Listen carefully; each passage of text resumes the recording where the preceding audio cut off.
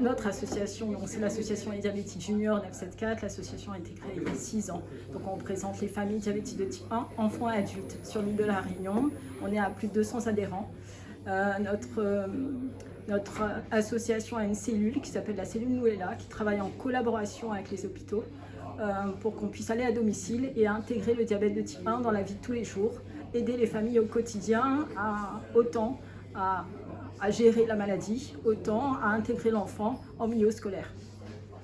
D'accord. Et aujourd'hui, le but de cette journée, c'est de faire de la sensibilisation. De la sensibilisation, exactement. En fait, l'année dernière, on a appris qu'il y a un jeune de 16 ans qui est décédé suite à un retard de diagnostic. Donc, le but, évidemment, aujourd'hui, c'est de signaler les symptômes du diabète de type 1 quand l'enfant se remet à faire pipi au lit, qu'il est très fatigué, amaigri, qu'il boit beaucoup d'eau.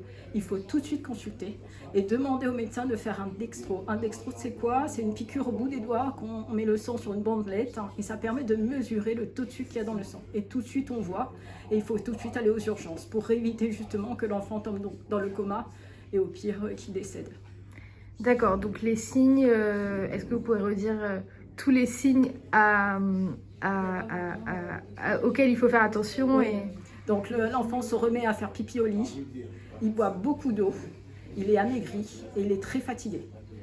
D'accord. C'est les 4 symptômes. Même s'il mange, il continue à manger, voilà, même il maigrit, s'il continue à manger, il est amaigri. D'accord. Et à La Réunion, ça représente à peu près combien d'enfants Selon les chiffres qui sont publiés, on serait à 400 enfants sur l'île, en sachant qu'évidemment la découverte concerne les enfants, mais ça concerne aussi les adultes, parce qu'on peut le découvrir à l'âge adulte. D'accord. Et qu'est-ce qui explique ce retard de diagnostic?